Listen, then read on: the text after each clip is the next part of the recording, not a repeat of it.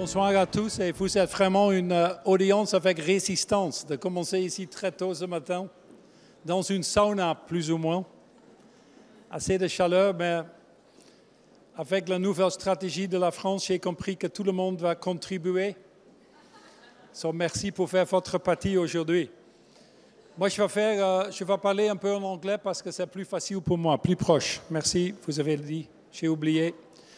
Mais je veux parler un peu du livre et pourquoi on a écrit le livre et pourquoi c'est important à ce moment-là qu'on est maintenant. Et après, il y a un panel qui va discuter un peu plus en profondeur et j'espère qu'il y a les idées dedans. Mais c'est toujours c'est important pour moi qu'on a cette conférence et par coïncidence, cette conférence est au même moment qu'on lance la version en français. Le livre s'est sorti il y a 5 mois en anglais. Et maintenant, on fait ça en 14 langues dans le monde entier, l'espagnol, le coréen, le chinois et tous les autres. Et c'est clairement, avec le nombre de personnes qui sont ici aujourd'hui, et le livre le montre aussi, il y a vraiment un besoin. Moi, je suis le président de UN Global Compact, qui est l'organisation des États-Unis, de l'ONU, qui est en train d'implémenter, vous connaissez peut-être le Sustainable Development Goals, les SDGs. Malgré la crise, malgré Covid, malgré la pression sur toutes les sociétés, on a vu quand même une augmentation de 20% de sociétés qui comptent choisir de faire partie de cette initiative. Et maintenant, c'est 17 000 sociétés. C'est un mouvement assez grand. Vous êtes en train de créer le mouvement. Le but de ce livre que je vais parler, c'est aussi pas seulement le livre où vous dire l'histoire. Vous êtes d'abord une audience qui est déjà convertie, à mon opinion, mais c'est peut-être plus de faire partie d'un mouvement, d'avoir la chance à une escale assez suffisante qu'on fait vraiment les changements qu'on a besoin parce que c'est un moment assez critique. So I love what you're doing here to put in your conference the ecological and social impacts that a company has actually on the foreground. I've always believed that the model of a company to grow successful has to respect all forms of capital, social capital, human capital, environmental capital, as well as financial capital. I don't have to explain that to you. You understand that very well. So I want to thank, actually, I was talking to Eva and Sean, the co-presidents. I want to thank them, actually, for what you have been able to create in all these years, but also how you are starting what I believe is this movement I was talking about. And at the base of this movement are not only bold leaders and bold and audacious commitments, but it's actually a partnership. I've always said 1 + 1 is more like 11. The challenges that we have today are of such magnitude that nobody, unfortunately, can solve them alone. We have to start to think in cooperative leadership terms versus the all too prevailing form that is there today still of competitive leadership form. And this comes at the right time. I think this is probably one of the most delicate moments in history, and undoubtedly many of the previous speakers today have talked about it.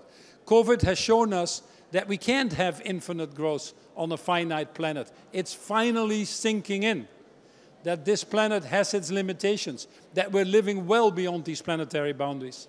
It has also reminded us that we can't have healthy people on an unhealthy planet. COVID is a tragedy in the making that we could have avoided. It should not have been a surprise. After all, we had Ebola, Zika, SARS, Asian flu, and frankly, there are another 4 or 5 waiting around the corner. All the direct results, frankly, of us destroying biodiversity. That's why we call them zoonotic diseases. And I'll come back to that in a little bit. But it's very clear that with this pause that we've had with COVID, people are starting to realize now, at critical mass, that our economic system is broken. That we're witnessing at the same time an economic crisis, an ecological crisis, a geopolitical crisis, a credibility and trust crisis. And to some extent, I say to myself, too bad that we had to get to this point, but too good, actually, that all of it comes together. When we had the financial crisis 10, 15 years ago, we forgot to take the right actions, to be honest. We built out the banks, but we didn't do anything to right-size our global economy, not making it more sustainable, not making it more equitable. In fact, we made it worse. And people all over the world felt that banks were too big to fail, but people were too small to matter. That was probably the acceleration of the populism, the xenophobia, the nationalism, which you're not short of in this country as well. This was the beginning of the Brexit saga. This is the beginning of the previous president in the US with all its devastating consequences as a result. Hopefully, we're a little smarter this time. You know, I put it very simple. This wonderful world is 4.6 billion years old. If I put it at a scale of 46 years, just to make it simple, human beings have only been here for 4 hours. The Industrial Revolution only started 1 minute ago. And in that 1 minute, we've cut down half the world's forests. And by the way, the rates are accelerating. Thank you, Bolsonaro. This year, World Overshoot Day is July 28th.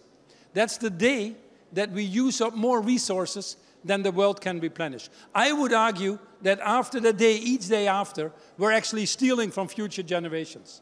I don't want to be part of that. You don't want to be part of that. In the last 5 decades alone, basically my life, we've lost 68% of the world's species, mammals, reptiles, birds. When is it our turn? Hubert Reeves, a philosopher in Canada, said it very well when he said, man is the most insane species. He worships an invisible God and destroys a visible nature, not realizing that the visible nature he destroys is the invisible God he worships in the first place. And we're seeing the effects all around us, not least in France. Your summer was not different from anybody else, but your forest fires and what you've lost, definitely carbon emitters, your droughts, your floods that come out of it, the temperature rises, just the cost that you're incurring now, and this is just the beginning of what you're seeing. Soon you'll have to deal with bigger challenges. And obviously it's the poor that suffer most again. They are paying the price disproportionately, the most vulnerable people in the world, just as we've seen with COVID. There's loss of productivity. We disrupt the food systems, the water systems. We worsen the health and well-being of all of us. And that's the cycle or the circle that we're in, that we need to get out of it. And you agree with me that nobody is being served by that. There's a wonderful opportunity right now because of our procrastination, if you want to, because we are at the point now that the cost of not acting is actually higher than the cost of acting. That's why I'm so excited, because if you're a business person, this is probably the biggest opportunity that you have in this century, the biggest opportunity you will have in your life. When the cost of inaction is bigger than the cost of action, our economic system is starting to move, and we are seeing that. Deloitte estimates that if we don't take action on climate change and stay on this trajectory well above Paris, which is about the 3-degree warming versus the 1.5 we can afford, that the economic cost of our system would be an incremental $178 trillion. That's about 8% of the global economy, significantly more than what we now have to deal with. And we saw a little tip of that iceberg of this cost of inaction being higher than the cost of action with COVID. COVID in Europe and the US alone, to save lives and livelihoods, according to Kristalina from the IMF, cost us $17 trillion. We're nowhere near out of the woods. $17 trillion. That's infinitely more than it would cost us to save the biodiversity and avoid these issues in the first place. Now, the good news is that if we would start to attack it, and if we would start to avoid these issues and keep climate change more or less around the 1.5 degrees, which by all means is possible still, that we would actually help our global economy to the tune of $43 billion. That's your business opportunity. That is what we need to seize. Now, the good thing is that most people are starting to realize that. And businesses, actually many businesses, the responsible part of businesses, to which you certainly belong, are at the foreground of that. I believe there is a big enough group now in the private sector, as we've seen at the COP26 in Glasgow, where I was for 10 days. There's a big enough group in the private sector that is actually taking initiatives to move the governments to higher levels of ambition. Not surprising, because they are getting these costs into their balance sheets and to their P&Ls well before anybody else. But what is clear is that we might be moving in the right direction, but that we're clearly not moving at the scale and speed. Now I recognize that by any calculation, the incremental costs are about $2 to $3 trillion. By the way, something governments can't handle anymore. If anything, government spending is under pressure. ODA, Overseas Development Aid, is going down. Interestingly, by the way, it's only $150 billion. So don't look there for answers. It has to come from the private sector. If we don't channel the money into the right direction, if we don't come with the right innovations, create these right partnerships like Mission Possible or any of the other partnerships out there, we simply won't get there. But the $2 to $3 trillion, frankly, is nothing. It's far less in GDP terms, 2%, than what we were spending in World War II, when we had a little bit more solidarity. It's far less than what we're spending on healthcare in the world. It's actually only 2 times more the budget of the Pentagon in the US. I think there's a little bit better use for money right now than spending it on more weapons. So this cost of action and inaction is a very important thing. If you're familiar with the 17 Sustainable Development Goals, that is this plan that got approved in September 2015 at the UN, I would argue that for each of the 17 goals, the cost is already higher that we're incurring of not acting than what it would cost us to act. I can take any of these goals. On climate change, we're currently paying $6 trillion a year easily, keeping women still at lower chances or access to our economic system, education and finance than men, is holding us back to the tune of $25 trillion. We're spending in this world on conflict prevention and wars, which, by the way, many of them have at the root no access to water or climate change or many of the other things. We're spending 10 to 12% of our GDP, 5 times more than is needed to solve the issues. We're willing to pay for dealing with the problems versus avoiding them in the first place. Like in healthcare, the best strategy is prevention, is doing your exercises. Here, the best strategy as well is avoiding these issues in the first place. Now, smart companies understand that, and they're moving very fast in this direction right now. You're certainly a group that belongs to that. And the companies that continue to neglect that, preserve their own self-interest, are lazy enough to think today is fine, why should I change for tomorrow? These companies increasingly are heading to the graveyard of the dinosaurs. But as I recently wrote in Harvard Business Review, it feels to me at times increasingly absurd, or actually surreal, in my opinion, that I have to justify investing in our own very survival. Many of the companies say, why should I put the money in it? They see it as a cost. They don't see investing in training. They don't see investing in new factories. They don't see investing in going into a new country as a cost. But somehow, when we deal with the future of humanity, it becomes a cost. We won't exist if we don't deal with that. Now, the good thing is that many people are questioning this economic system. I don't like to have debates of capitalism or not. It's really what we're doing at the end of the day. But many people understand that the economic system is clearly not working and that we need a different economic system. And that can only come if we collectively start to move the boundaries. None of us can do that individually anymore. It can only come if we put the health of our planet and the health of us as human beings ahead of the health of some of the shareholders, which are increasingly a smaller minority, which seems to attract all of the capital. Now, there are 3 mega trends why I'm confident that we're moving in the fast direction and why it will accelerate. The first mega trend is increasingly the internalization of the cost of these negative externalities. A price of carbon would be a good example of that. The second reason is technology. We always underestimate the speed of technology. I remember that the International Energy Agency, here in Paris located, was estimating in 2014, only 8 years ago, that we would have the same cost of solar and wind as fossil fuel by 2050. We achieved that in 2020. The same energy agency in 2014 was saying, we're getting a tipping point on electric cars, obsoleting the combustion engine by 2050. I think that tipping point is here today, probably achieved in 2025, 26.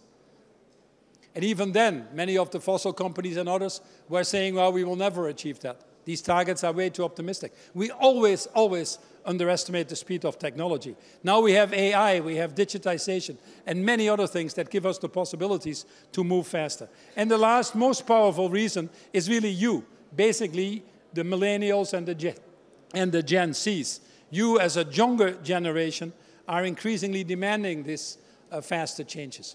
And you have the tools now. You have the tools, for example, to decide for whom you're going to work.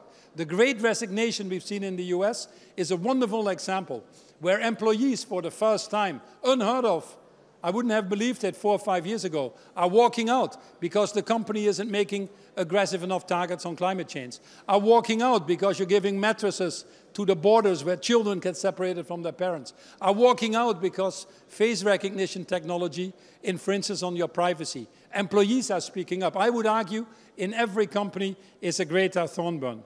Now, many struggle on how to do this, and it requires change from all of us. It requires collective change. It requires us to go well beyond our comfort zone, and it requires us, frankly, to put the interest of others ahead of our own. And this is where the book Net Positive comes in. We don't spend time on the why. We spend very simply more time on the how and helping people get to this transition. Net Positive companies for us, as I mentioned, is one that thrives by solving the world's problems, not creating the world's problems. It was a very simple question that we ask. Is the world better off because your company is in it or not? We have 5 very simple characteristics. Take ownership of your total impact. Many companies think they can outsource their value chain and also outsource their responsibilities. That doesn't work anymore. If Facebook is a wonderful platform that you like to use, then they should also take responsibility of child addiction, of undermining democracy, of hate speech that is on their platforms. A net positive company operates for the long term, seeks to optimize the return of all of its stakeholders, sees the shareholder value as a result of what they do, not as a myopic objective. And yes, a net positive company works on the broader transformations that society is needing. What we now see is a very simple mindset change that we need to make. Most, if any, company in the world are in what we call the CSR mode, corporate social responsibility. But frankly, as we see in the corporate sustainability reports, as we see in the COP26 in Glasgow, it's about being less bad, a little bit less emissions, a little bit less plastics in the oceans, a little bit less deforestation. I used to murder 10 people, now I murder 5 people. Am I a better murderer? Less bad is still bad. And if we overshoot these planetary boundaries to the extent that we've done, the only mindset that can work, the only mindset that we should allow, is regenerative, restorative, reparative. And that is what we call net positive. The first step is that it requires courageous leadership. I deliberately chose the word courageous because it comes from the French word cœur, heart. Anything that goes to the heart will stick in the brain. Anything that comes in the brain only will leave again. The leaders that are the good leaders today are leaders with a high level of empathy, apathy, compassion, purpose-driven, understand the power of partnership, think multi-generational. These are the leaders that instill the security, the confidence that employees are looking for in an uncertain time. It starts with your own journey of leadership. Then, obviously, your transformative efforts you do to change your own companies. Courageous, allows you to set targets that you know science tells you that you need. Targets to win, not targets you can get away with. Allows you to take responsibility of your total impact and allows you to embrace these broader partnerships. And then finally, we need to be consistent. I think the time is over that you can make big climate commitments, but then have your trade association lobbying the other way. The time is over that you say, I'm a purpose-driven company, but then have never paid tax in your life. The time is over that you say, I believe in the right of democracy, but then spending $4.5 billion in the US to influence their policies. Consistency here, I'm done. Consistency here is the most important thing. At the end of the day, I want to leave you with one thought. As the book will say, in my opinion, this is not a crisis of climate change, of inequality, of food security. Those are symptoms. This is a crisis of greed, of apathy, of selfishness. That is why we are dealing with a human crisis. And the good thing is, if it's a human crisis, we are the ones that need to change it. Rumi who was a 13th century poet in Iran, said it very well when he said, "Yesterday I was clever, so I wanted to change the world. Today I am wise, so I'm changing myself." So if you believe still in a group of people that say this is impossible, it's too late, it can't be done, all I can tell you is that impossible is an attitude. And an attitude is a state of mind. And that is what you control by yourself. So this is not the time to give up. This is not the time to be competitive. This is the time to be cooperative, working together on these broader partnerships. Wangari Maathai, who was a Nobel Prize winner from Kenya, said it very well when she said that in the course of history, there comes a moment when humanity is called upon to shift to a new level of consciousness, to reach a higher moral ground. I believe, ladies and gentlemen, that that time is now. Thank you very much.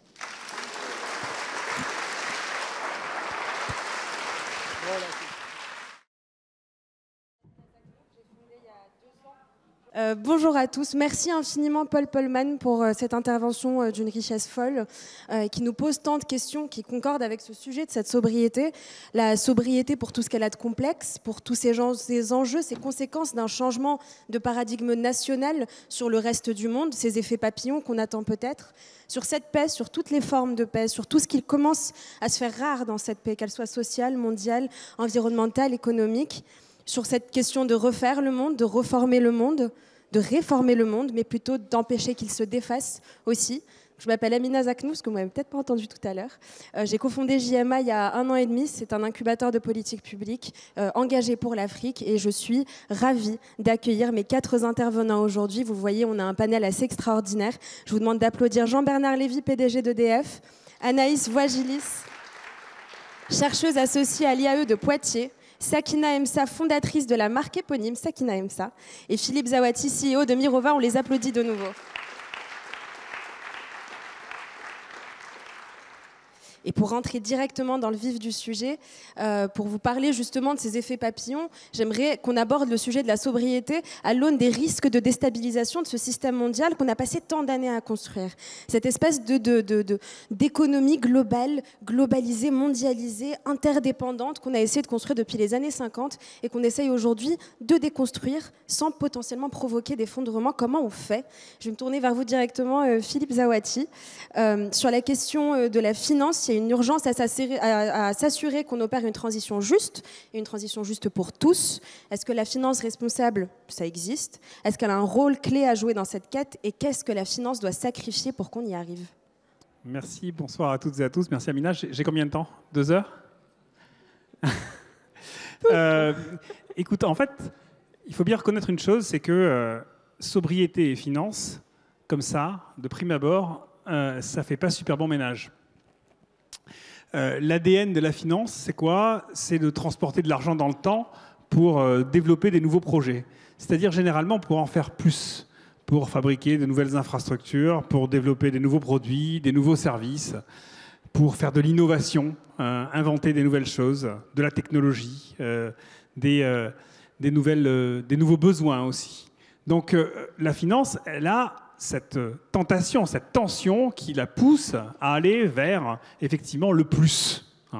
Je ne parle même pas là de la sphère financière elle-même qui s'auto-alimente et qui met encore un peu d'effet de levier encore supplémentaire par rapport à ça. Mais déjà, même dans sa fonction première, elle a tendance à vouloir faire plus. Alors du coup, quand la finance et la finance durable veulent s'interroger sur qu'est-ce que c'est que la finance dans un cadre de sobriété, eh bien, on fait souvent des raccourcis.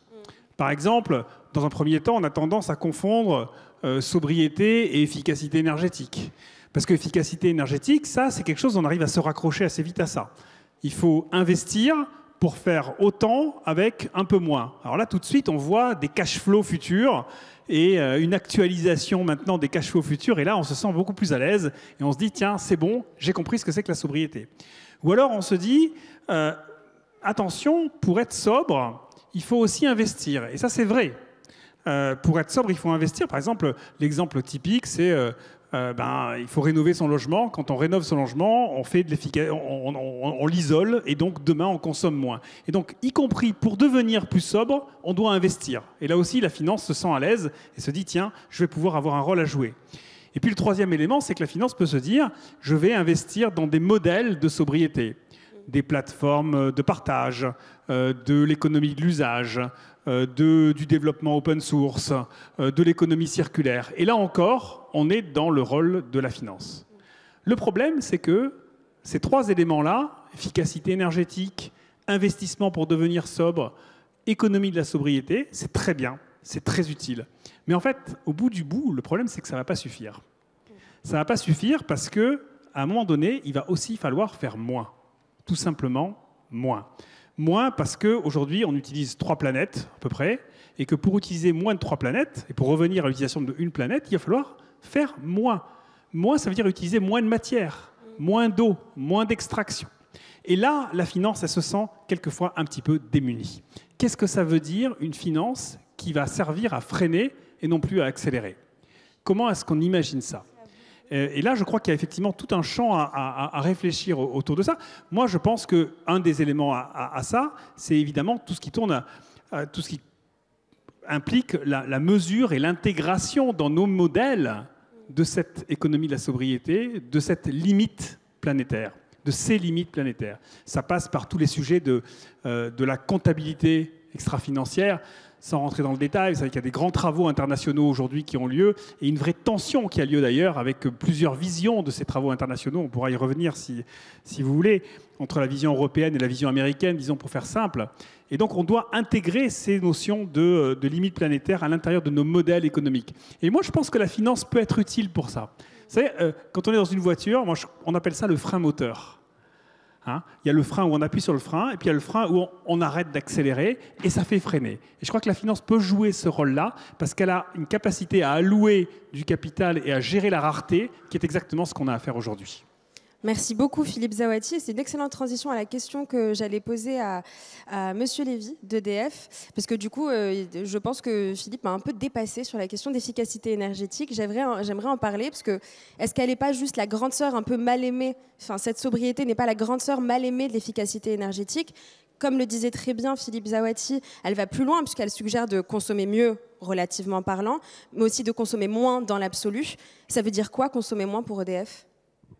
Bonjour à toutes et à tous. Ce qu'il y a derrière votre question, ce qu'il y a derrière le discours de Philippe, moi je l'endosse complètement. Il ne faut pas dire opposer le moins et le mieux. Il ne faut pas confondre l'efficacité et la sobriété. Et puis il faut ajouter évidemment ce qui est le shift dans la manière dont le GIEC le présente, la substitution, l'électrification, le fait de se débarrasser des fossiles en matière énergétique. Je pense que quand on parle de sobriété, en tout cas pour ce qui me concerne, on parlera de sobriété énergétique. Donc il faut qu'on améliore, le improve, c'est l'efficacité. Il faut qu'on joue sur cette corde-là, la technologie. D'après nos calculs, on pense que ça fera 40 ou 45% de ce qu'il y a à faire pour atteindre le net zéro. Il faut qu'on joue sur la substitution, qu'on se débarrasse des fossiles. Et comme les rendements sont généralement meilleurs avec des solutions électriques plutôt qu'avec des solutions fossiles, cette substitution, la voiture électrique, le chauffage électrique, et puis d'autres usages qui sont très, très consommateurs de ressources rares et très émetteurs de CO2, on pense que ça fera aussi 40 ou 45%. Et pour atteindre le net zéro, il faut aussi 15% de sobriété. Sobriété, ça veut dire changement des comportements. Ça veut dire qu'on ne compte pas sur les autres. On ne compte pas sur de la substitution parce qu'on a changé les règles et qu'on n'a plus le droit d'acheter des voitures thermiques. On ne compte pas sur la technologie en disant mais il y a des scientifiques formidables qui vont nous inventer des solutions plus efficaces. On doit compter sur nous-mêmes. Je crois que Paul Polman le disait extrêmement bien tout à l'heure. Et on pense que ces 15%, ils sont quand même atteignables. Et on en a impérativement besoin. Sinon, on n'atteindra pas le net zéro.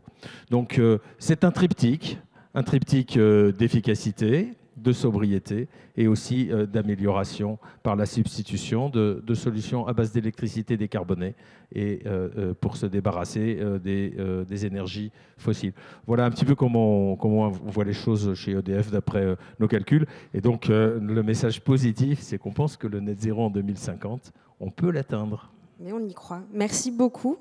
Ça m'emmène vers un autre sujet qui est celui de ce qui a défrayé la chronique ces dernières semaines, de quoi la presse a parlé, et deux termes se sont un peu partagés l'affiche, à la fois sobriété et réindustrialisation. Anaïs, c'est vers vous que je me tourne.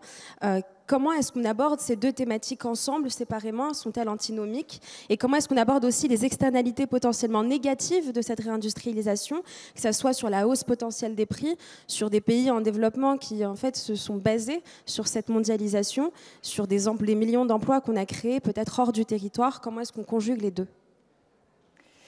C'est une vaste question. Tout d'abord, bonjour à tous. Je crois qu'il y a un premier travail qu'on viendrait de faire, c'est de s'entendre sur les mots. Quand je vous dis réindustrialisation, sobriété, je suis sûre qu'on ferait un sondage dans la salle. Vous avez à peu près tous une définition différente de ce qu'est la sobriété et de l'effort qu'on entend avec l'idée de sobriété. Et on pourrait dire exactement la même chose avec la réindustrialisation. La réindustrialisation, ce n'est qu'un mot. Quand on vous dit il faut réindustrialiser, il faut être plus sobre, qu'est-ce qu'on veut dire par là? Et c'est important de préciser que la réindustrialisation, on va l'inscrire dans un projet de société, dans une vision du monde. Quel projet de société nous voulons construire ici collectivement? Où est-ce que nous voulons aller? On ne peut pas définir un plan de transformation de notre société si nous ne fixons pas le cap que nous donnons. Si on revient à une échelle micro, j'accompagne beaucoup d'entreprises dans le projet de transformation ou de restructuration. Vous ne faites pas une restructuration d'entreprise si vous ne votez pas d'une nouvelle stratégie avec des plans d'action très clairs. Et c'est ça qu'on doit dire, qu'on doit travailler aujourd'hui. C'est-à-dire s'entendre sur ce projet de société. Aujourd'hui, on a des visions du monde à travers des projets entrepreneuriaux qui sont tous aussi extraordinaires les uns que les autres. Mais si on veut que ces projets et ces visions du monde deviennent une vision collective, il va falloir s'atteler à avoir un portage politique.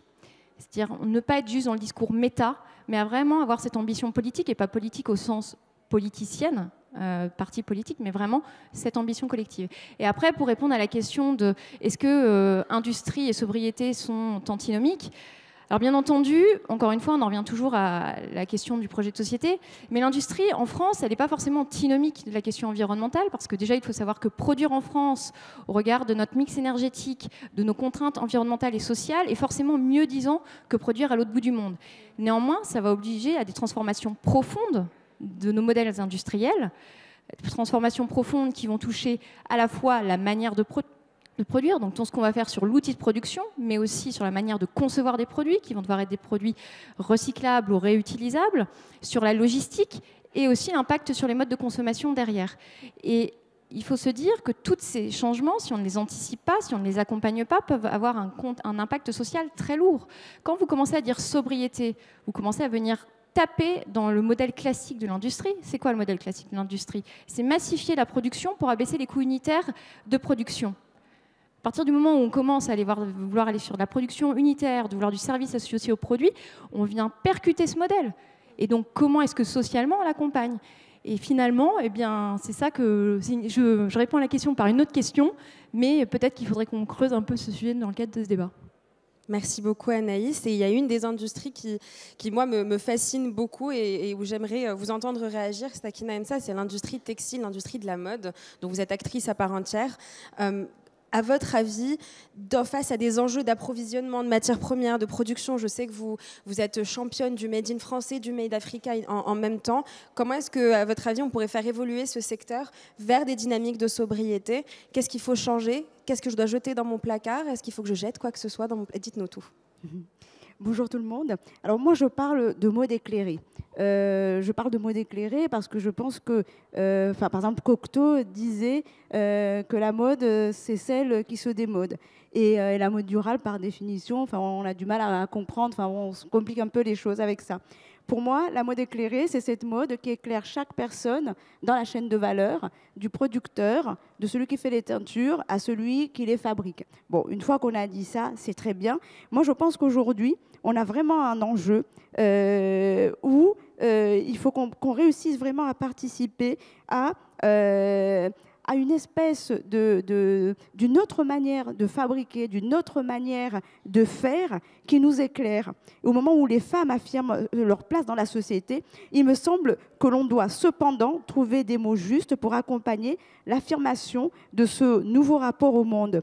Donc démontrer par exemple qu'on peut faire le choix de la beauté, de la mode, du style, sans être dans le futile, sans être dans le polluant, le jetable. Enfin, tout ça est parfaitement possible et parfaitement réalisable. Et quand il y a eu par exemple cet immeuble qui est tombé au Bangladesh, il y a eu un mouvement international, nous on s'est beaucoup activé en France, qui ont dit plus jamais ça. C'est plus possible, une autre mode est possible et on peut vraiment fabriquer autrement et être dans la transparence. Et moi, je pense que tout ça aujourd'hui, moi, en fait, ça m'a fait penser à Mina, quand vous m'aviez, quand on a échangé ensemble, j'ai été très, très touchée par un mouvement, des commerçants, des commerçants, des industriels, des designers qui, dans l'Allemagne entre deux guerres, ont décidé de créer ce qu'ils appelaient une consommation populaire.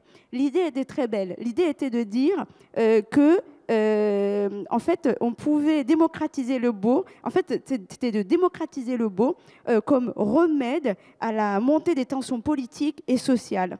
Et en fait, on oublie une chose, c'est que Monoprix, qui est quand même une belle enseigne française, est née de ça. Moi, j'étais très fière d'être créatrice de mode et de me dire que je dessinais une collection pour Monoprix, parce qu'il y avait, au fond, cette racine-là. Moi, je crois beaucoup à cette notion de démocratisation du beau.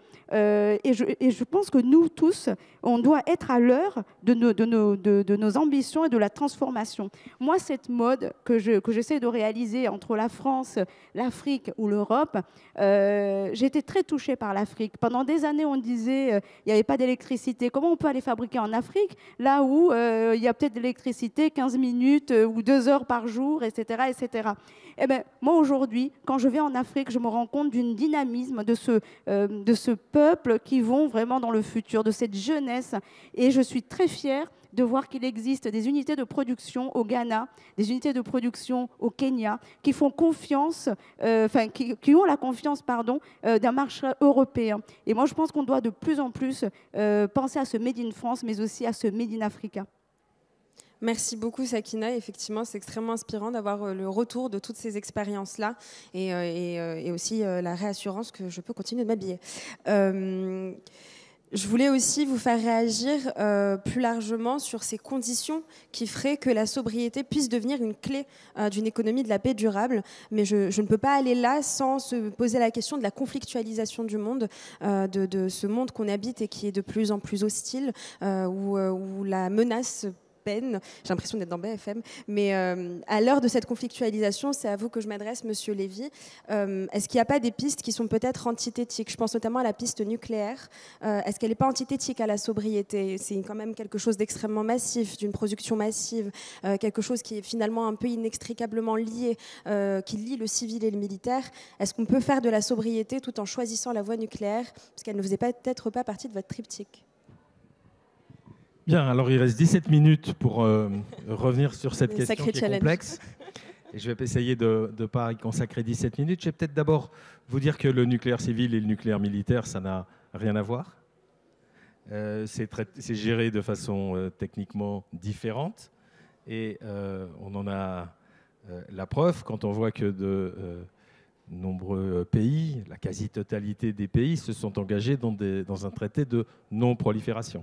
La France y compris.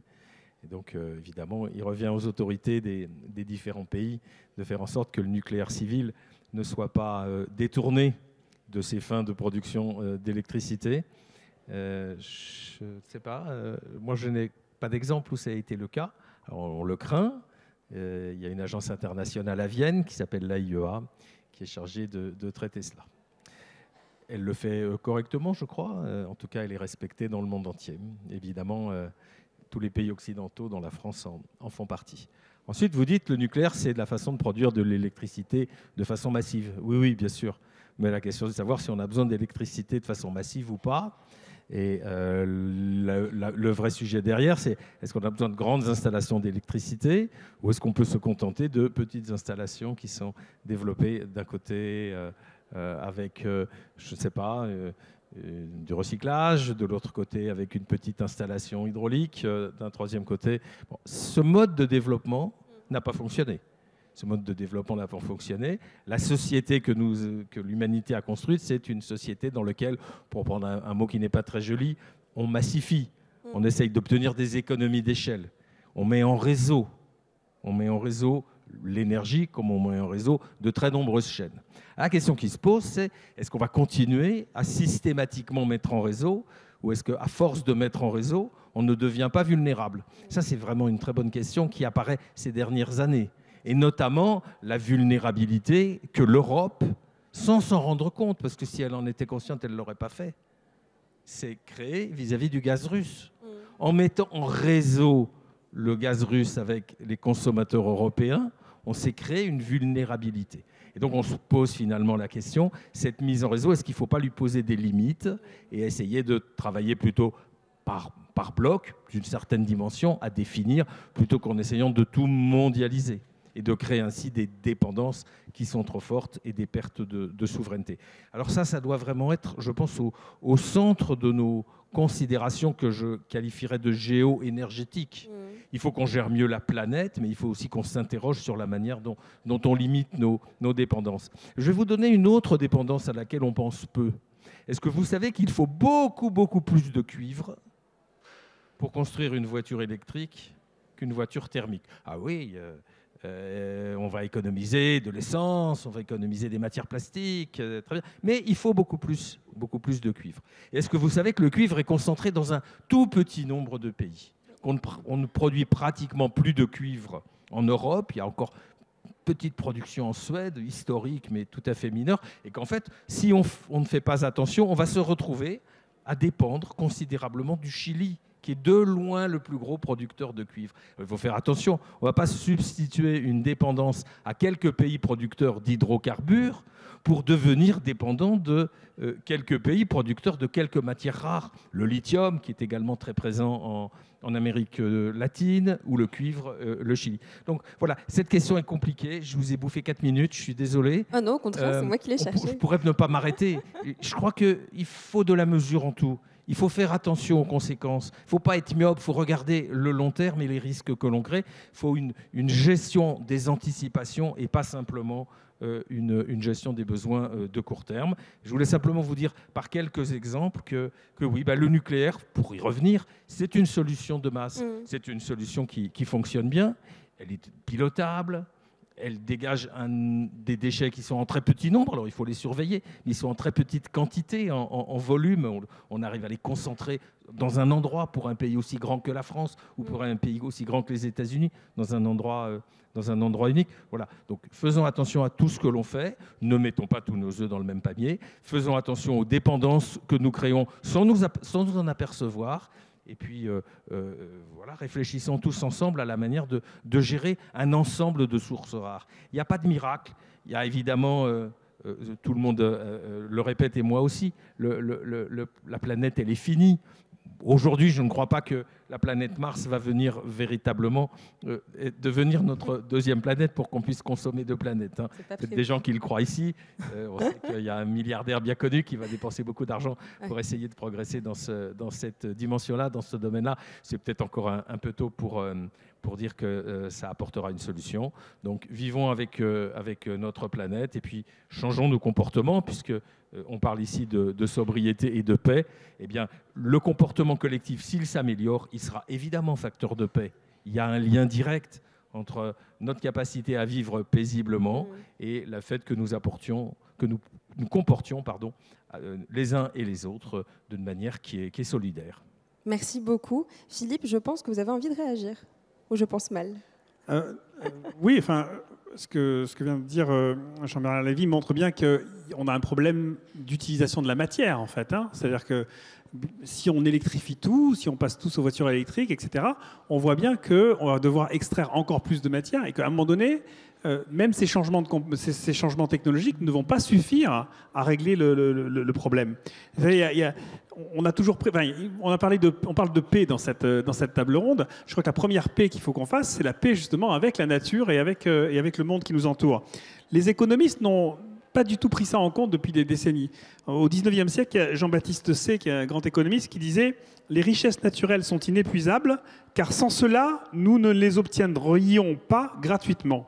Ne pouvant ni être multipliées ni épuisées, elles ne font pas l'objet des sciences économiques. » Et hop, donc dégager d'un revers de main la question des ressources. Donc je crois que là, on a vraiment cette première notion-là.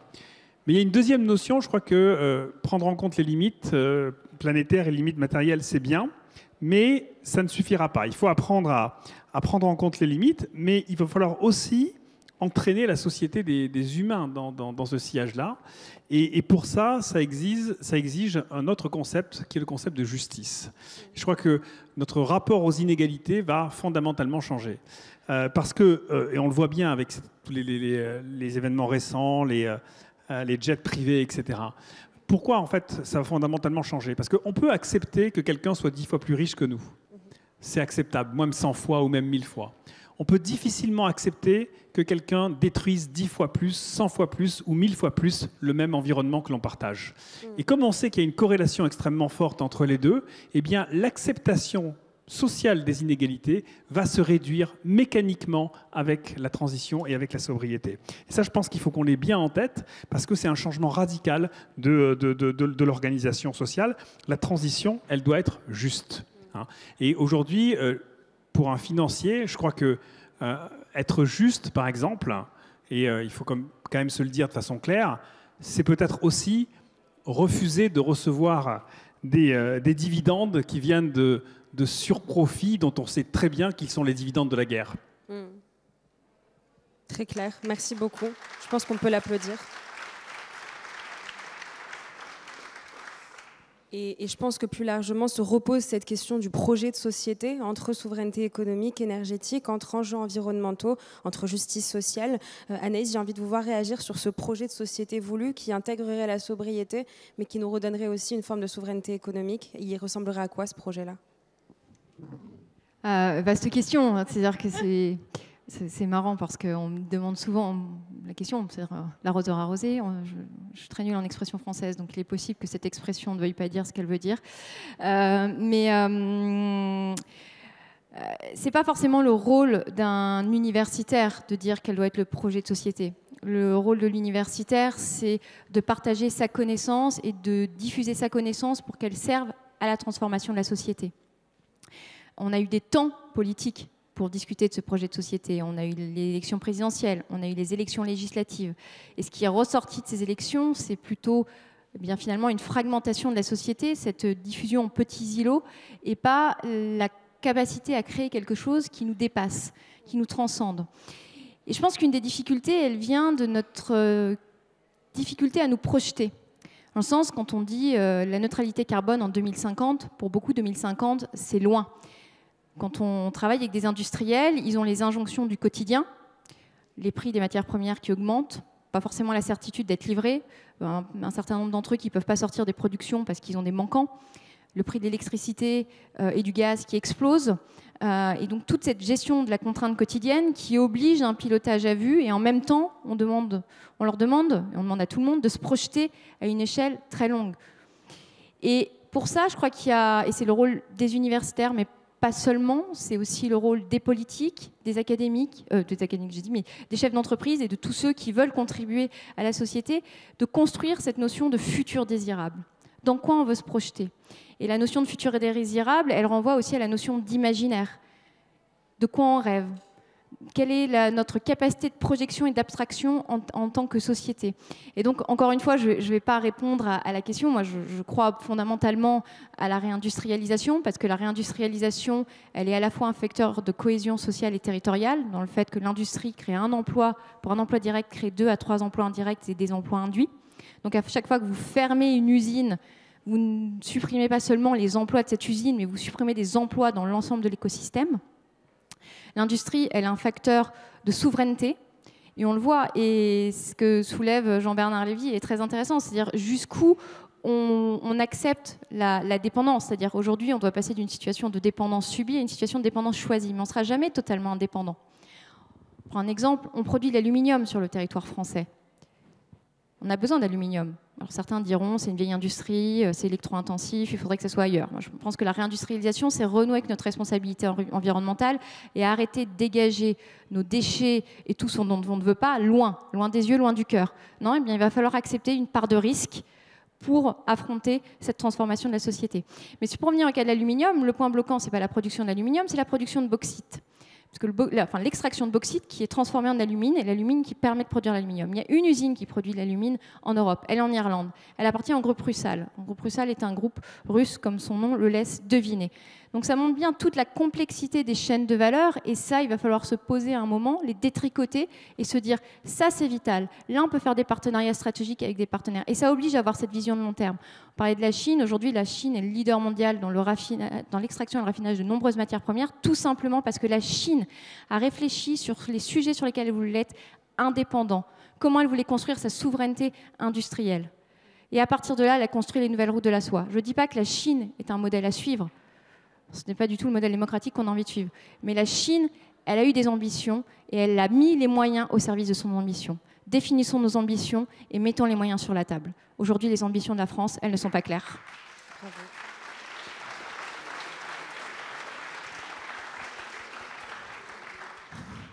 Merci beaucoup. Je me fais la voix du public avec deux questions qui se rejoignent et qui partent notamment de la tribune que vous avez signée, Monsieur Lévy, sur la sobriété, forcément.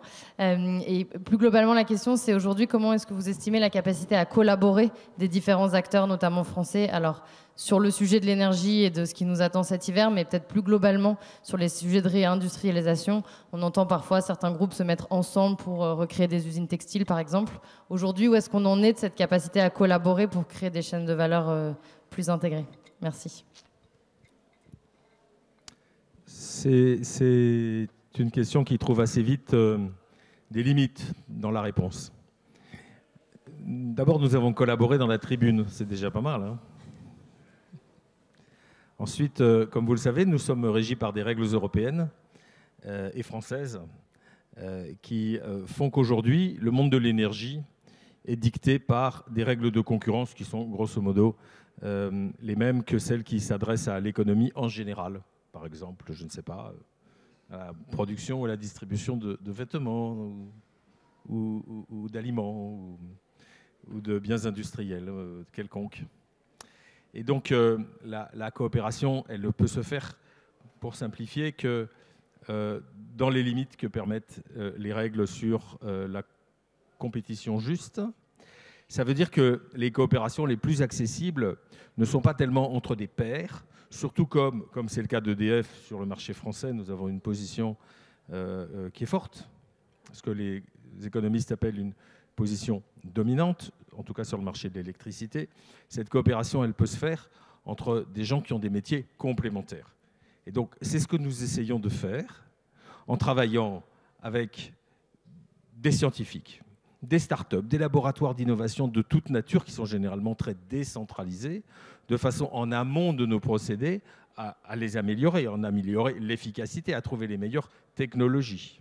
Et puis c'est ce que nous faisons de l'autre côté de la médiation que nous opérons entre technologie et usage, en coopérant avec les utilisateurs de ces technologies que l'on appelle du mot de client la plupart du temps, ou de regroupement de clients. Je vais vous donner un exemple que je citais hier à une autre tribune, mais il me fait très plaisir, alors je vais le citer à nouveau. Il y a un club français des directeurs informatiques des grands groupes qui partagent un certain nombre d'informations. Ce sont nos clients, puisqu'ils ont besoin d'énergie, d'électricité pour faire fonctionner leur système informatique, leur ferme de serveurs.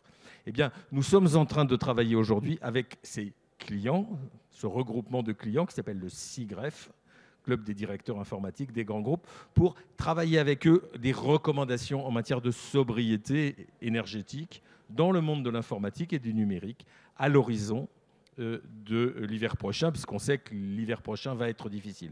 Donc voilà les coopérations qui nous sont accessibles. Beaucoup de coopérations en amont pour innover, et notamment avec les écosystèmes d'innovation, de start-up, et puis beaucoup de coopérations en aval pour aider nos clients à faire le meilleur usage de ce que nous sommes capables de leur présenter. Je pourrais multiplier les exemples, mais celui de l'informatique, la profession informatique française est, je crois, un exemple d'actualité qui est important. En revanche, coopérer entre acteurs d'un même domaine, c'est très limité, compte tenu du fait que nous sommes dans un oligopole et que nous avons une position dominante sur l'électricité dans cet oligopole. Merci beaucoup pour ces précisions-là. J'avais envie de revenir sur un terme que vous avez utilisé, Anaïs, qui est celui des imaginaires. Et je pense que dans la mode, les imaginaires, il y en a beaucoup. C'est peut-être l'un des modes d'influence et l'un des vecteurs d'influence les plus importants, pas juste de notre génération, qui a transpercé ces générations. Pourtant, j'ai l'impression que cette mode vers la sobriété, cette nouvelle norme de sobriété n'est peut-être pas encore adoptée par tous. Je fais référence, et vous avez tous été témoins il y a quelques semaines, du défilé d'Yves Saint-Laurent dans le désert d'Agafay, dans la région de Marrakech, qui, moi, m'a touchée particulièrement parce qu'il se trouve que c'est chez moi. Et c'est un véritable scandale, une aberration environnementale, là où on connaît l'urgence climatique et la sécheresse qui frappe ce pays, et tant d'autres, bien évidemment. Est-ce que l'industrie du luxe est encore prête à véhiculer des messages d'abondance pareils, alors qu'elle devrait être le fer de lance de nouveaux modes de consommation? Est-ce qu'au final, le luxe est exempté de pensée sobre? Il est clair qu'on ne peut pas faire n'importe quoi.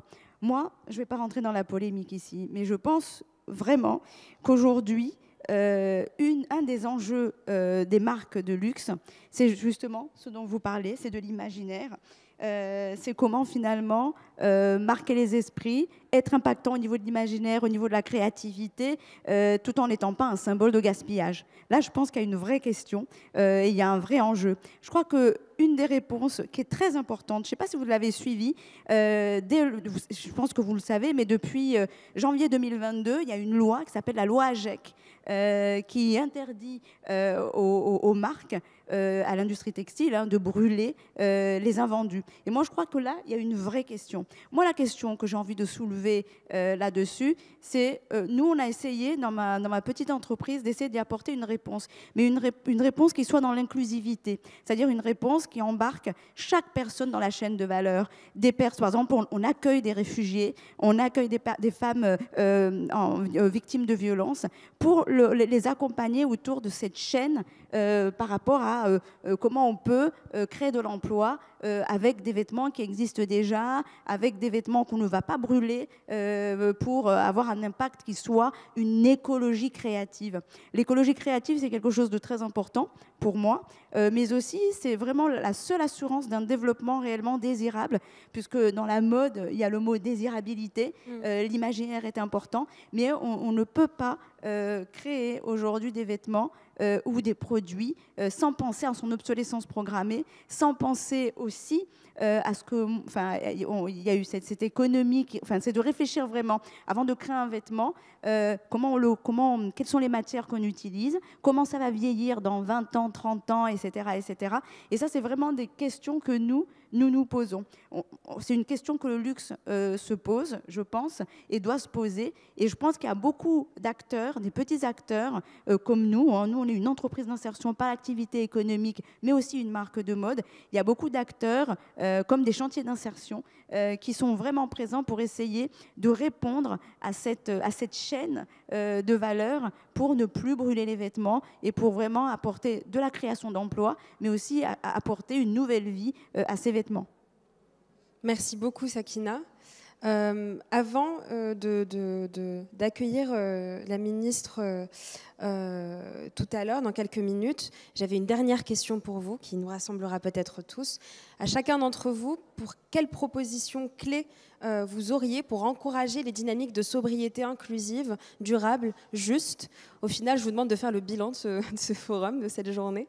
Mais pour vous, quelle proposition clé pour encourager ces dynamiques, chacun à votre niveau, chacun dans votre secteur et de votre sensibilité? Et je vais commencer par Monsieur Lévy, comme ça on fait le tour jusqu'à la fin. Moi, c'est facile, hein. Vous allez sur le site EDF et moi, vous utilisez les algorithmes à votre disposition et vos frais, c'est vérifié par un tiers indépendant, 12% d'économie sur votre facture d'électricité. Merci beaucoup. Sakina? Moi, je pense que c'est l'inclusivité. C'est vraiment ce dont je parlais tout à l'heure par rapport à réfléchir à comment on produit un vêtement, comment il va vieillir. Et surtout, l'inclusivité, c'est par rapport à apporter une solution qui soit efficace pour les femmes, mais qui ne l'enferme pas, encore une fois, dans des histoires un peu moyenâgeuses et qui sont quand même aujourd'hui essentielles. Merci beaucoup, Sakina. Philippe, c'est à vous. Il faut sans doute investir encore un peu plus et faire plus de finances durables, mais de la vraie et pas du greenwashing. Je crois qu'on a un gros problème aujourd'hui, effectivement, de greenwashing généralisé, mais aussi, à l'inverse, d'attaques extrêmement fortes qui ont lieu contre ces méthodes de finances durables. Vous avez tous en tête peut-être ce qui s'est passé la semaine dernière avec le Texas, qui a donc diffusé une liste d'institutions financières qu'ils ont décidé de boycotter parce qu'ils les trouvent trop vertes. Alors moi, personnellement, ces institutions financières, je ne les trouve pas assez vertes. Et donc, on a une vraie problématique aujourd'hui, effectivement, de ne pas jeter le bébé avec l'eau du bain, de poursuivre cette évolution assez radicale vers une finance qui accepte la sobriété, voire la décroissance. Merci beaucoup, Philippe. Et du coup, le dernier mot. Bon, je préfère une réponse sur un sujet technique, mais peut-être que je vais faire un pas de côté. Je sais qu'ici, vous êtes très certainement tous des personnes très engagées sur ce sujet de la sobriété, de l'environnement. Et j'ai envie de vous dire, on a besoin d'un élan collectif. Donc chacun, ne relâchez pas ce qui vous tient à cœur, mais surtout, emmenez les autres avec vous. Donner envie aux gens de s'engager pour construire cette nouvelle société. Parce qu'on a besoin de cet élan collectif et que si on ne le fait pas chacun ensemble, on ne construira jamais la société. Il y aura toujours des gens qui vous diront « c'est pas possible, on n'a pas le temps, ça ne m'intéresse pas, je ne suis pas concerné ». Eh bien, le travail finalement pour changer le monde, c'est de montrer à chacun qu'il a un rôle à jouer là-dedans et qu'il faut s'engager parce que si on ne s'engage pas, quelle que soit la forme d'engagement, il y aura toujours d'autres gens pour le faire et pour porter votre voix à votre place. Merci infiniment. Je pense qu'on peut l'applaudir parce que c'est un message auquel je souscris tout particulièrement. Merci beaucoup. Et du coup, c'est l'occasion pour moi de vous remercier tous pour votre franchise, pour la façon dont vous avez présenté avec tant de démonstration et de clarté un sujet qui est pourtant pas évident, à une heure qui n'est pas évidente non plus. Ça fait quand même depuis toute la journée qu'on discute là tous ensemble. Et du coup, merci infiniment à tous les quatre. Je pense qu'on peut les réapplaudir encore une fois. Et merci à tous pour votre attention. Alors bonsoir. Bonsoir à tous. C'était une journée bien dense et je vous remercie pour votre attention et votre participation. Donc on a le plaisir et l'honneur de recevoir ce soir Agnès Pannier-Runacher qui a un rôle très structurant sur la question de la sobriété et de l'accompagnement de la sobriété, notamment sur les sujets économiques. Mon coprésident devrait arriver très rapidement. Peut-être que je peux lancer cette intervention du coup sur une question pour ne pas vous faire attendre. Donc on a beaucoup parlé ce matin notamment du sujet de la sobriété énergétique dans sa vision solutionniste d'une certaine manière. Ça veut dire dans sa capacité aussi à trouver des innovations qui rendent l'économie plus sobre et qui nous permettent de rendre plus efficace d'un point de vue énergétique notre PIB. Mais il y a bien une conclusion qu'on a eue à chacune des tables, c'est que d'une certaine manière, la production globale va être amenée à baisser si on veut potentiellement espérer d'être aligné avec un scénario 1,5 degré. Donc c'est un peu notre vision d'une certaine manière de la transformation économique et de la capacité d'aligner l'économie et la conjoncture économique avec un scénario climatique qui est décent. On a l'impression que les actions qui sont portées aujourd'hui, notamment par les dirigeants, sont essentiellement des actions d'urgence. Et on se pose la question de comment planifier réellement cette transition énergétique. Et on serait ravis de vous entendre sur ce point. Alors bonjour à tous déjà et merci beaucoup de m'accueillir. C'est merveilleux, il y a un tabouret qui s'est matérialisé. Je pense qu'il faut d'abord partir de nous où on parle en termes de politique énergétique. Dans la politique énergétique, pour effectivement tenir nos engagements au regard de l'accord de Paris, il y a 4 leviers et on les assume tous. Et le premier levier, c'est celui de la sobriété énergétique. Et quand je parle de sobriété énergétique, je parle bien d'une réduction de la consommation d'énergie de 40%. C'est ce que dit le président de la République dans son fameux discours de Belfort, dont on n'a retenu que le volet nucléaire. Mais si vous l'écoutez bien, il parle de réduction de la consommation d'énergie par la sobriété et par l'efficacité énergétique. Et c'est bien deux sujets différents. Il y a à la fois nos usages, notre organisation, comment on fait pour ne pas avoir ou à consommer de l'énergie. Et la deuxième chose, c'est pour un usage de consommation énergétique, utiliser la technologie qui est la plus sobre. Efficacité énergétique. Et puis, il y a deux autres leviers qui sont liés à la sortie des énergies fossiles. C'est comment on remplace du gaz et du carburant et un tout petit peu de charbon qui reste encore dans notre mix énergétique par des énergies décarbonées. Et là, les énergies décarbonées, on les connaît, c'est l'énergie nucléaire et c'est ce qu'on appelle les énergies renouvelables. Au passage, nous, on a une approche qui est basée sur la data. Et donc, l'énergie nucléaire, c'est 4 grammes d'équivalent CO2 par kilowattheure.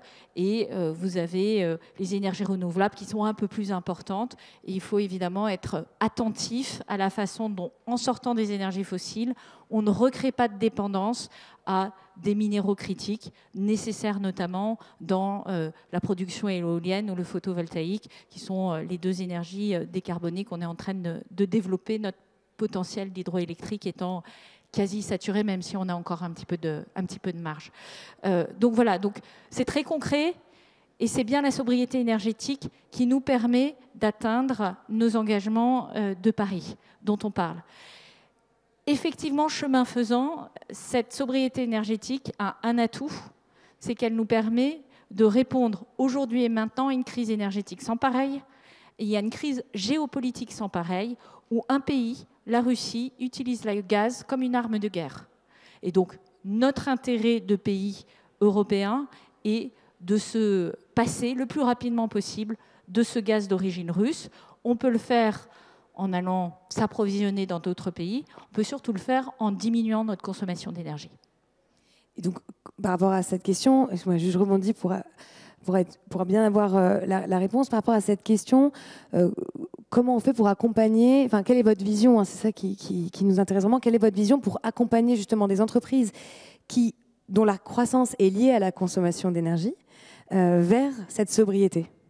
Alors, d'abord, là, on est dans une optique où on fixe un premier pas de réduction de 10% de la consommation d'énergie.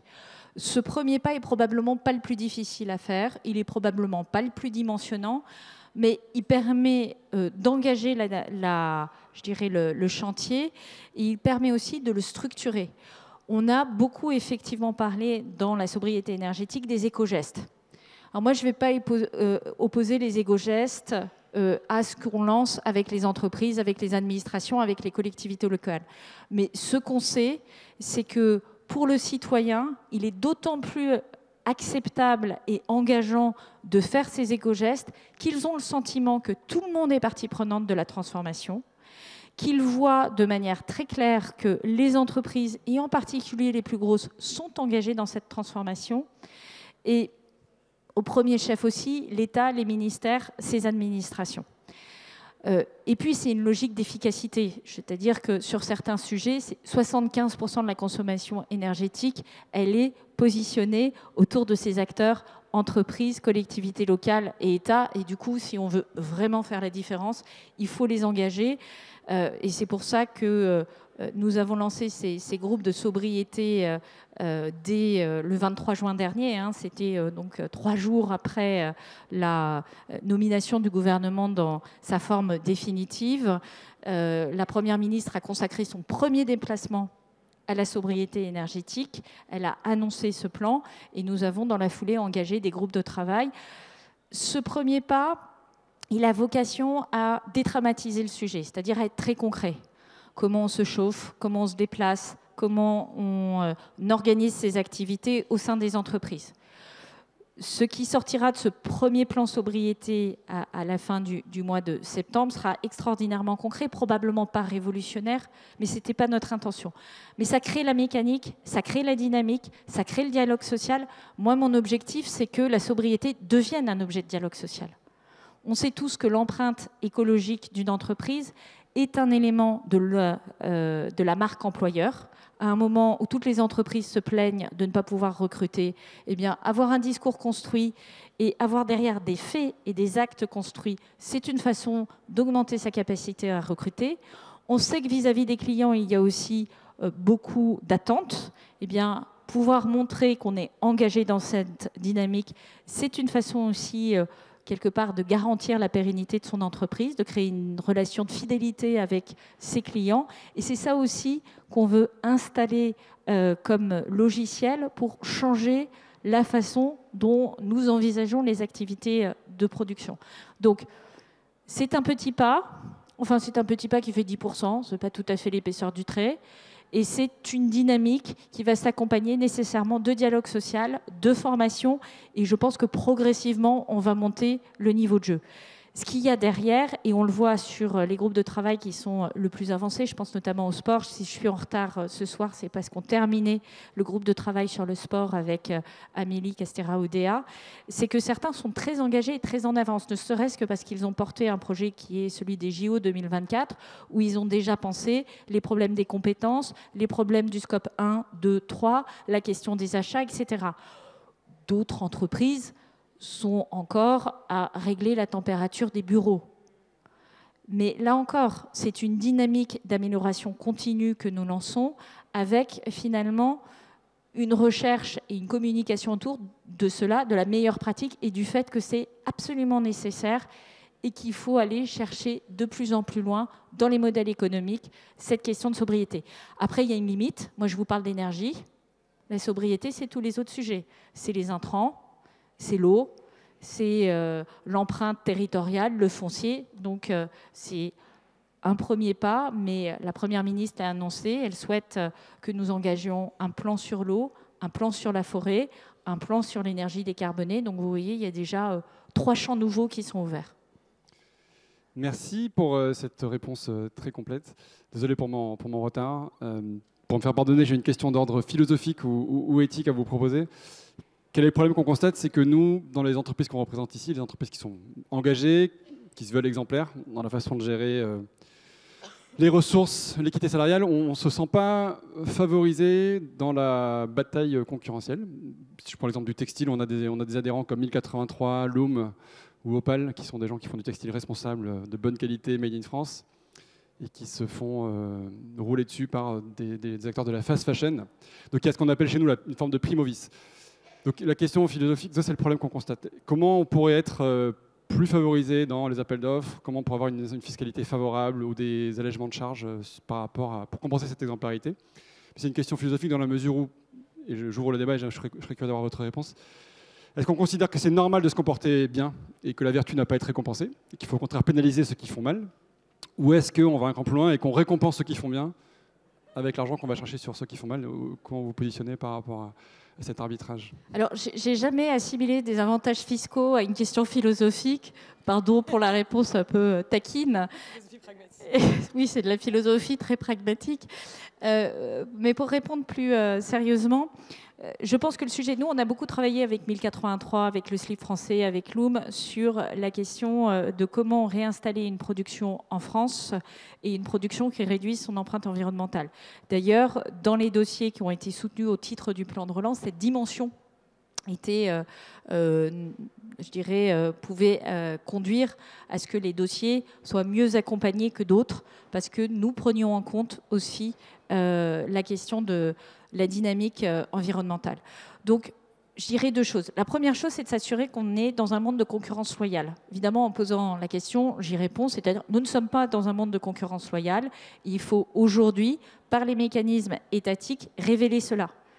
Le mécanisme d'ajustement carbone aux frontières qui vise en gros à taxer des produits qui arrivent avec une empreinte carbone très lourde et qui ne payent pas ce prix de l'empreinte carbone alors que nos entreprises font l'effort de se décarboner, ce n'est pas acceptable. Et je trouve que cette approche de concurrence loyale a un avantage, c'est qu'elle évite de tomber dans une sorte de protectionnisme qui ne dit pas son nom et qui, quelque part, collerait une étiquette de « vous, vous êtes moralement acceptable, vous, vous n'êtes pas moralement acceptable ». Au fond, des entreprises qui ont une empreinte environnementale qui coûte à tout le monde, eh ben, c'est une externalité négative. et ça doit être rattrapé d'une manière ou d'une autre. Et des entreprises qui ont une empreinte environnementale qui permet au bien public de s'améliorer, d'avoir un air plus propre, d'avoir une eau moins polluée, c'est une externalité positive. Et ça, on peut l'attraper dans les cahiers des charges des marchés publics. Je ne sais pas si vous le savez, mais moi j'ai introduit dans le cahier des charges administratives générales, c'est-à-dire dans ce qui est la référence de tous les appels d'offres publics, une clause environnementale systématique.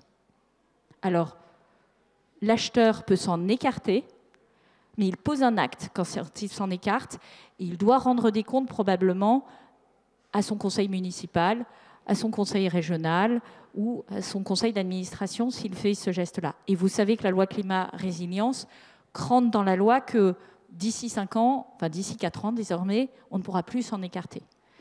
Eh bien, prendre en compte cette empreinte environnementale me paraît une façon de répondre à la question que vous posez. Sur les autres sujets, je suis persuadée, parce que j'ai aussi dirigé une entreprise et que j'avais fait de la question de la responsabilité sociale et environnementale un élément de compétitivité de mon entreprise, qu'aujourd'hui, ceux qui sont à l'avant-garde en termes de partage de la valeur, en termes d'empreinte environnementale, vont construire des avantages compétitifs qui vont se révéler dans le temps. Alors, il y a probablement des réglages malins à faire. Typiquement, il y a un sujet qui revient chaque année à l'Assemblée nationale qui est le taux de TVA à 5,5 versus 20 pour des biens, donc d'un côté bien neufs, de l'autre côté réutilisation. Ça, la directive TVA de la collective européenne ne nous permet pas de le faire, mais poser ce débat-là n'est pas inintéressant aujourd'hui dans le contexte que nous constatons de rareté des matières premières, de nécessité de développer des filières de recyclage, et ça doit être une démarche européenne. Et je crois que ce qu'on a fait en votant le paquet climat fin juillet avec l'ensemble des pays européens, où on a quand même introduit des choses très brutales en termes de transformation énergétique. Je sais que vous en avez parlé dans la journée. Alors, il y a eu un débat, je peux à peu près situer où étaient Pascal Canfin et Manon Aubry, mais en vrai, pour ceux qui sont intéressés au sujet, qui regardent le détail des taxes, je peux vous dire, c'est extraordinairement brutal. La pente qui est demandée en termes de transformation, elle est aussi extraordinairement mordante. Aujourd'hui, la France ne réalise pas ses objectifs de production d'énergie renouvelable. Eh bien, nous devons payer 500 millions d'euros de compensation statistique parce que nous ne sommes pas au rendez-vous. Donc 500 millions d'euros, ce n'est pas exactement l'épaisseur du trait. Donc ça rend les choses plus concrètes pour tout le monde. Vous seriez prête à aller jusqu'à soutenir ou à envisager une modulation du taux d'impôt de société en fonction d'un bilan carbone ou d'un reporting extra-financier, ou ça va trop loin? Moi, je cherche une façon d'encapsuler le coût de la tonne carbone, d'une manière ou d'une autre. Lorsque j'étais à Bercy, j'avais susurré à l'Agence des participations de l'État qu'on devrait avoir chaque année un coût de la tonne carbone tutélaire pour les projets d'investissement et pour les projets de R&D qui permettent quelque part de les reclasser dans le bon sens et peut-être de donner un petit appui à des projets qui décarbonent, mais qui aujourd'hui, sur la base de chiffrage financier à date, ne paraissent moins valorisables que d'autres projets qui sont plus immédiatement valorisables. Et je pense qu'avoir cette démarche d'un point de vue actionnarial facilite aussi la vie des dirigeants d'entreprise parce qu'on leur dit à la fois pensez le long terme, mais au fait à court terme, quels sont vos résultats trimestriels en EBITDA. Donc c'est ce constant passage du très court terme au long terme qui est compliqué. Or, pour la création de valeur, y compris dans le monde boursier, sauf à être dans une logique de très court terme, vous avez plutôt intérêt à sécuriser la pérennité de l'entreprise, sécuriser ses clients, sécuriser sa capacité à anticiper les risques. Et les risques aujourd'hui, c'est tout ce qui est lié à la transformation écologique, c'est-à-dire le coût de la tonne carbone, le coût de l'énergie. Demain, on vous interdira des usages de l'eau si vous n'êtes pas capable de faire la démonstration que vous avez réduit au maximum cet usage de l'eau. Demain, on questionnera votre utilisation de certains métaux critiques. Donc, autant anticiper. Et parfois, c'est beaucoup d'investissements en amont, mais pour un résultat qui est très concret et très marquant. Donc, comment on arrive à chiffrer cela, à le mesurer? Ben voilà, ça peut être le coût de la tonne CO2 tutélaire ou ça peut être d'autres approches. Après, je suis consciente d'une chose, c'est qu'en termes de réchauffement climatique, ce qu'on envoie dans l'atmosphère, c'est physique et ça ne se réglera pas par un marché. C'est la limite du marché carbone. Mais au point où on en est, c'est déjà une bonne façon de diriger les investissements et de diriger les actionnaires et les banques vers les entreprises qui sont les plus sobres et qui ont le modèle le plus durable. On a l'impression que aujourd'hui, il y a effectivement le curseur environnemental, il est intégré aux politiques publiques, c'est-à-dire qu'il est porté comme une option, alors que ce n'était même pas une option avant, c'est-à-dire sur les marchés publics, etc. Il y a des dispositifs qui sont en train d'être pensés, mais ce n'est pas une condition de base. Et vous parlez du financement, c'est vrai qu'on est exposé en tant qu'entreprise à aussi une prime au vice quand on cherche des financements. C'est-à-dire qu'on génère naturellement moins de retour sur investissement, etc. Donc les propositions qu'on a, effectivement, elles sont au niveau de la fiscalité, mais elles sont aussi beaucoup au niveau du financement. Et on se pose la question quand l'État est financeur, donc à travers la Banque publique d'investissement, à travers l'APE, à travers tous les dispositifs de financement de l'économie, pour nous, l'environnement et le respect des engagements en matière de sobriété devraient être une condition sine qua non. Pourquoi on n'y est pas, en tout cas, c'est notre ressenti aujourd'hui qu'on reste dans le critère environnemental est quelque chose qui doit être favorisé sur les marchés publics, mais n'est pas prioritaire. Alors, moi, je peux vous dire que sur la partie industrielle du plan de relance, la dimension environnementale remontait ou descendait des dossiers. Donc, l'intégration de cette dimension, elle est faite sur un certain nombre d'appels à projets. Pas sur tous, vous avez raison. Et mon sentiment, c'est qu'effectivement, dans les critères de notation de projets vus du point de vue de la puissance publique, le fait d'avoir une notation de l'empreinte environnementale et de l'empreinte sociale, c'est-à-dire comment ce projet participe de la cohésion sociale, de la formation, de l'amélioration du capital humain, voilà, d'une meilleure répartition de la recherche, de la richesse, pardon. Je pense que ces deux éléments seraient utilement des conditions d'investissement ou de subvention. Et il se trouve qu'il y a 10 ans, je travaillais au Fonds stratégique d'investissement qui est devenu BPI France, et j'avais monté le reporting qui justement appréciait les dossiers, c'est-à-dire on avait le retour sur investissement, et puis on avait ce qui permettait de dire pourquoi on faisait le dossier. Et on avait l'environnement, on avait l'empreinte sociale, et on avait l'empreinte, on va dire, pour l'économie française, c'est-à-dire en gros le Made in France, pour le tourner comme ça. Donc vous voyez, c'est pas nouveau. Et déjà depuis 10 ans, dans l'ADN de BPI, il y a ces dimensions-là qui sont prises en compte. Aujourd'hui, elles sont peut-être structurées de manière un peu différente, mais BPI, effectivement, intègre ces éléments-là. Après, c'est comment on rend ça systématique. C'est-à-dire comment, dans les années qui viennent, systématiquement, sans tomber dans l'éco-conditionnalité où parfois on tombe un peu dans prouvez-nous que vous avez réduit de 2,1% votre empreinte carbone entre 2022 et 2023, ce qui ne tient pas compte des aléas de la vie d'une entreprise, et il faut à un moment être raisonnable, c'est-à-dire construire des plans qui sont crédibles, montrer qu'on les fait, mais aussi intégrer la vie d'une entreprise. Mais effectivement, faciliter le portage ou le financement de projets dont l'empreinte est meilleure, c'est quelque chose qui, je pense, doit être développé. Dans France 2030, la moitié des crédits sont destinés à des projets de décarbonation, d'amélioration de la trajectoire carbone. La moitié des crédits. Et dans la notation, il y a la question de la coût de la tonne carbone évitée qui est pris en compte. Avec d'ailleurs des débats philosophiques qui sont est-ce qu'il faut prendre ceux qui sont le plus proches du marché parce que ça en fera plus, ou est-ce qu'il faut prendre ceux qui sont un peu plus loin parce qu'ils ont beaucoup moins de chances de rentrer dans le marché. Donc vous voyez, il y a même une question plus philosophique et méthodologique de où doivent se situer les politiques publiques et quel niveau de risque on doit prendre par rapport à cette question de trajectoire carbone. Merci infiniment. Du coup, ce qu'on a retenu, c'est qu'il y avait ce plan effectivement de transition à 10% qui était un plan d'urgence.